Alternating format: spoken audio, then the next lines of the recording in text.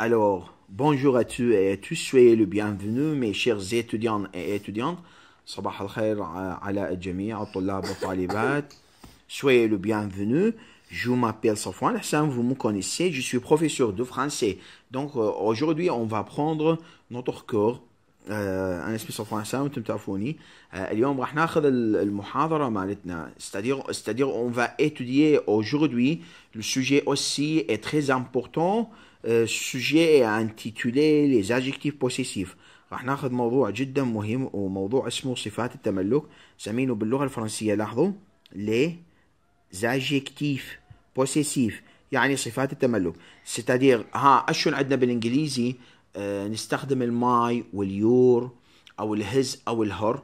باللغة الفرنسية ايش نستخدم لاحظوا عندنا مون، تون، سون. هاي تجي مع الاسم المفرد المذكر. يعني اشون بالانجليزي اقول it's your car او is it your car، راح تقولون yes it's my car، نعم هي سيارتي. فهوني باللغة الفرنسية نفس العملية. من تجي عندنا تون اسم مع الاسم المفرد المذكر، التون نقلبه الى مون. اما السون هو ضمير غائب، راح نجاوب نفسه بالسون لان مثل الايل او الال. يعني المون مثل الجو والتون مثل التو والسون مثل الإيل أو الآل، يعني هو أو هي. مثلا نقول سي سون ليفغ، هذا كتابه أو هذا كتابها، نقول وي سي سون ليفغ أو نو سو ني با سون ليفغ. هوني من تجي قلنا تون نقلبها إلى مون، أما السون تبقى نفس ما هي. هاي مع منه اسم مفرد مذكر. أما مع الاسم المفرد المؤنث مثل عندنا ما، تا، سا، هوني من تجي عندنا تا تي اي نقلبها الى ما. اما السا لا تبقى لان هي غائب، وهاي تستخدم مع الاسم المفرد المؤنث. نرجع بعد عندنا مي، تي، سي، هاي تجي مع الجمع بنوعيه. ايش معنات الجمع بنوعيه؟ يعني جمع مذكر الاسم او جمع مؤنث. بس من تجي تي تي اي اس نقلبها الى مي، يعني ام اي اس. اما السي تبقى نفس ما هي لان هي للغائب. يعني ايش اقول؟ ce sont tes affaires، هذه أغراضك، راح تقولون oui ce sont mes affaires، نعم هذه أغراضي. أما إذا قلنا ce sont ses affaires لاحظوا راح تبقى نفسها، راح نقول oui ce sont ses affaires بس نضيف الوي. هوني ليش السي بقت نفسها؟ لأن هوني للغائب. هذه هوني راح تكون للحاضر، مونتون، ماتا وميتي راح تكون للاسم الحاضر. أما السون والسا والسي للغائب. راح ناخذ أمثلة عليها. لاحظوا example. مثلا نقول أول شيء أريد أفهمكم عليه، c'est-à-dire ce que je voudrais vous dire، ما أريد أن أقوله لكم، أن نستخدم أسماء الإشارة اللي هي السي. السي مثل this is بالإنجليزي، يعني السي والإي اس تي. هوني بين السي والإي أكو كومو فارزة عليا لأن التقاء حرفين إلا. هاي تستخدم مع المفرد بنوعيه، يعني اسم إشارة تستخدم مع المفرد مذكر ومفرد مؤنث. أما السوسون مع الجمع بنوعيه، جمع مذكر أو مؤنث. راح ناخذ أمثلة. مثلا نقول سي تون ليفغ، لاحظوا الكتاب ما دام اسم مفرد مذكر نستخدم التون، يعني هذا كتابك أو كتابك. فما راح نجاوب بالوي، راح ننزل السي نفسه، نقلب التون مثل ما قلنا إلى مون، راح نقول وي سي مون ليفغ، نعم هذا كتابي. إذا نريد ننفيها راح نقول نو سو ني با مون ليفغ. بين النو والبا مثل ما قلنا بوسطهم الفعل، وهوني هذا الفاعل يطلع بوحده، السي ترجع السي اي، وني با مون ليفغ لا هذا ليس كتابي. ناخذ مثال الآخر. سي تا فواتير، هذه سيارتك أو سيارتك، راح نقول وي سي ما فواتير، نعم هذه سيارتي. أو نو سو ني با ما فواتير، لا ليس سيارتي. ناخذ مثال الثالث.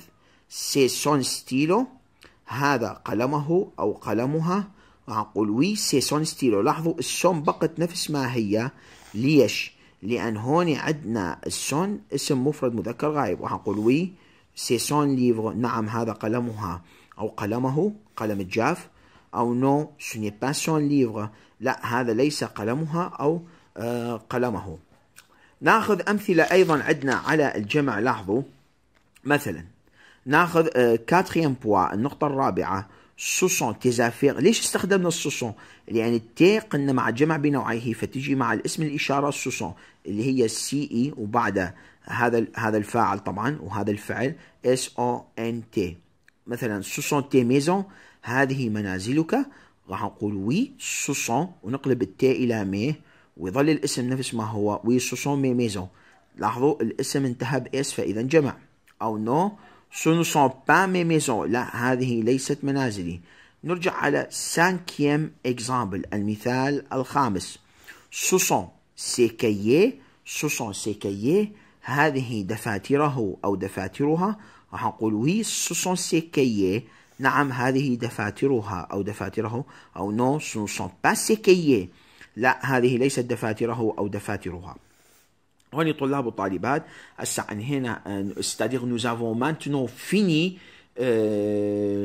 c'est-à-dire le dernier sujet en ce qui concerne l'unité 2. أنهينا درس الوحدة الثانية.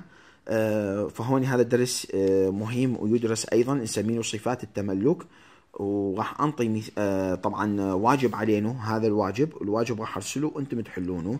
وصفات التملك تدرس نفس ما أنا كنت طعيتوها وشرحتوها، يعني مثل ما طعيت وقلتوا مون تون سون تجي مع المفرد مذكر، ماتا سا مع المفرد مؤنث، ميتي سي مع الجمع بنوعيه، يعني مع الاسم مفرد مذكر اسم مفرد مؤنث جمع بنوعيه.